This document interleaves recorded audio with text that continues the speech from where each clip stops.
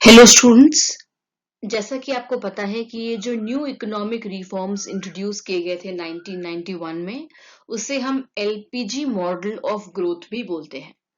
इसमें एलपीजी में L stands for liberalization, P stands for privatization and G stands for globalization. पिछले videos में हमने लिबरलाइजेशन और प्राइवेटाइजेशन को डिटेल में कवर किया था। आज के इस वीडियो में हम बात करेंगे ग्लोबलाइजेशन के बारे में। ठीक है कि ग्लोबलाइजेशन क्या है, ग्लोबलाइजेशन के क्या बेनिफिट्स हैं और ग्लोबलाइजेशन के लिमिटेशंस क्या हैं। So let's get started. शुरू करते हैं ग्लोबलाइजेशन से, वैश्वीकरण से। ठीक है, तो ग्लोबलाइजेशन ध्यान रहेगा कि वो एक नेचुरल आउटकम है of the policies of liberalization and privatization. जैसा कि हमने पिछले वीडियोस में देखा था कि लिबरलाइजेशन का मतलब होता है जहां आप कंट्रोल्स को रिमूव करते हैं। ठीक है, तो अगर आप ग्लोबलाइज कर रहे हैं मतलब अपने देश को वर्ल्ड इकोनॉमी के साथ जोड़ रहे हैं, तो आपको जितने भी कंट्रोल्स थे पहले ट्रेड रिलेटेड, इन्वेस्टमेंट रिलेटेड, उसको आपको हटाना होगा। ठीक है, तो बेसिकली ग्लोबलाइजेशन जो है वो परिणाम है, आउटकम है, नतीजा है किस चीज का, जो पॉलिसीज हमने अडॉप्ट की है डोमेस्टिक लेवल पे लिबरलाइजेशन और प्राइवेटाइजेशन की। ठीक है, क्योंकि अगर आप ग्लोबलाइज कर रहे हैं तो नेचुरली वहां होगा free flow of goods and services, technology, capital, labour का फ्री मूवमेंट। तो बेसिकली ग्लोबलाइजेशन क्या है, आउटकम है of the policies of liberalization and privatization. तो ये आपका शॉर्ट आंसर टाइप क्वेश्चन में भी पूछा जा सकता है कि what is the outcome of the policies of liberalization and privatization. तो आंसर क्या होगा, वैश्वीकरण, जिसे हम ग्लोबलाइजेशन बोलते हैं। ठीक है, और जैसा कि हम जानते हैं कि इंडिया में ये जो ग्लोबलाइजेशन का प्रोसेस है, इसको मोमेंटम, ये कब उसने गति पकड़ी, it was in the year 1991। ठीक है, तो ग्लोबलाइजेशन बेसिकली क्या है, इंटीग्रेशन मतलब जोड़ना, अपने घरेलू अर्थव्यवस्था को, डोमेस्टिक इकोनॉमी को वर्ल्ड इकोनॉमी के साथ जोड़ना ही क्या है, ग्लोबलाइजेशन, जिससे कि एक बॉर्डरलेस वर्ल्ड क्रिएट होता है। और ग्लोबलाइजेशन से जो आर्थिक निर्भरता है, इकोनॉमिक इंटरडिपेंडेंस है, वो बढ़ जाता है। ठीक है, तो ये सब चीज हम अगले स्लाइड में भी देखेंगे कि ग्लोबलाइजेशन में हम किन एस्पेक्ट्स को कवर करेंगे।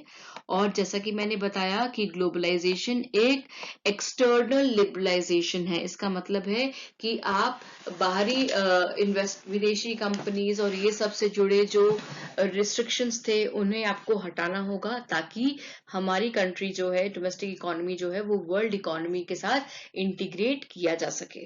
ठीक है, so this is the introduction part of globalization. Now we'll be talking about the meaning and the parameters of globalization.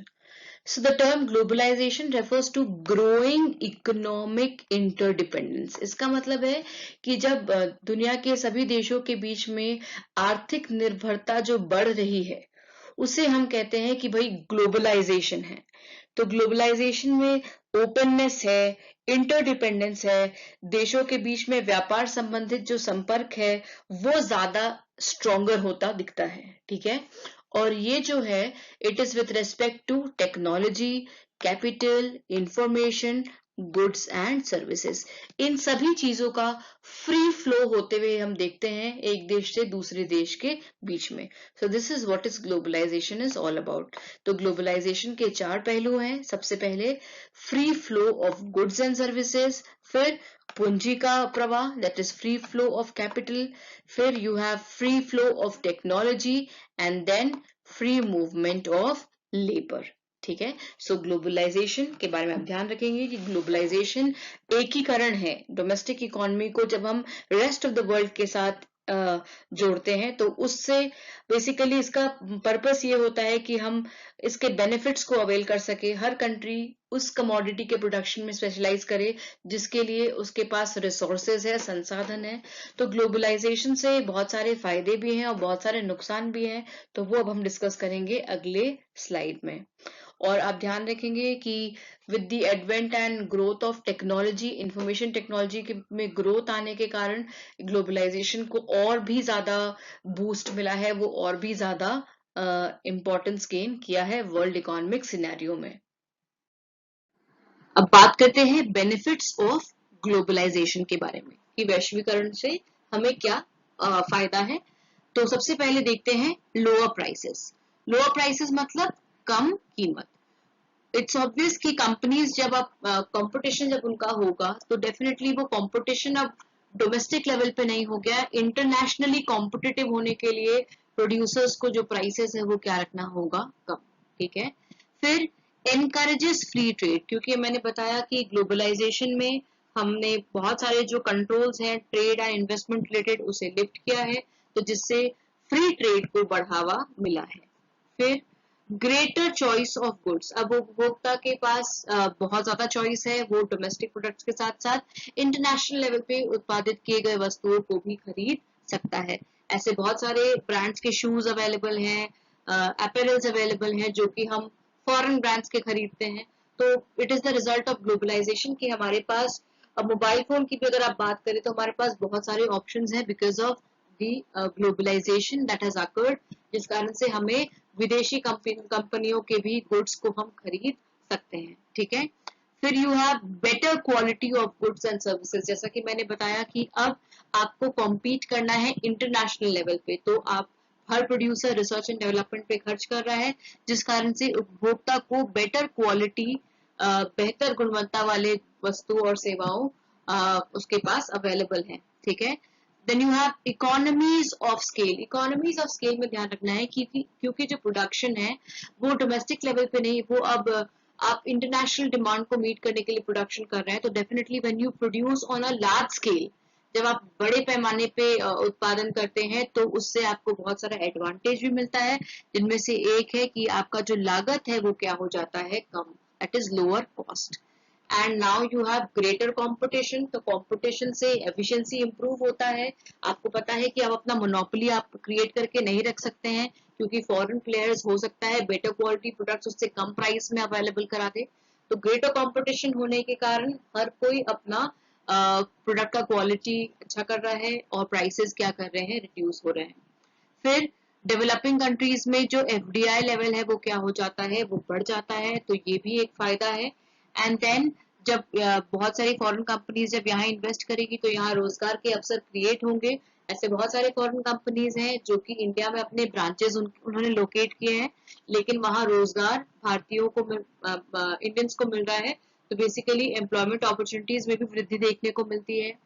Then you have cultural diversity. अब कंपनीज क्योंकि मल्टीनेशनली ऑपरेट कर रही है, अलग अलग कंट्रीज में ऑपरेट कर रही है, तो उनका जो वर्क फोर्स है उसमें भी बहुत सारे अलग अलग इनसाइट्स वाले लोग, अलग पर्सपेक्टिव रखने वाले लोग उनके वर्क फोर्स में है, जिससे उन्हें न्यू आइडियाज, अलग अलग पर्सपेक्टिव्स वगैरह मिलता है। तो कल्चरल डाइवर्सिटी जो है वो ज्यादा देखने को मिलता है। and then you have a larger market for your products because you can sell it nationally as well as internationally। and जब फॉरेन की कंपनीज आएंगे तो साथ में वो अपने सोफिस्टिकेटेड टेक्नोलॉजी को भी लेके आएंगे, जिस कारण से टेक्नोलॉजिकल एडवांसमेंट भी देखने को मिलेगा। तो ये बेसिकली ब्रीफ में मैंने बता दिया है बेनिफिट्स क्या है ग्लोबलाइजेशन के। और अब हम बात करेंगे ग्लोबलाइजेशन के डीमेरिट्स के बारे में। ओके, लिमिटेशंस ऑफ ग्लोबलाइजेशन में हम बात करेंगे ग्लोबलाइजेशन के डिसएडवांटेजेस के बारे में। ध्यान देना है कि ग्लोबलाइजेशन क्योंकि फ्री ट्रेड एनकरेज करता है, तो ये जो फ्री ट्रेड है ये डेवलप्ड कंट्रीज के लिए तो बहुत फायदे का सौदा है, क्योंकि उन्हें एक वास्ट मार्केट मिल जाता है अपने प्रोडक्ट्स को सेल करने के लिए। लेकिन जो डेवलपिंग कंट्रीज होते हैं उनके जो इंडस्ट्रीज है उन्हें फ्री ट्रेड से प्रोटेक्ट करने की जरूरत है, क्योंकि उनकी अभी उतनी क्षमता नहीं होती कि वो इंटरनेशनल मार्केट में कॉम्पिटिशन कर सके। तो इसका आप ध्यान रखेंगे कि जो डेवलपिंग कंट्रीज है they are the poor partners in international trade, इसका ज्यादा फायदा डेवलप्ड कंट्रीज को ही मिलता है। Then you have environment cost. Globalization जो है उसने एनकरेज किया है use of non renewable resources, pollution levels have gone up, global warming has also gone up.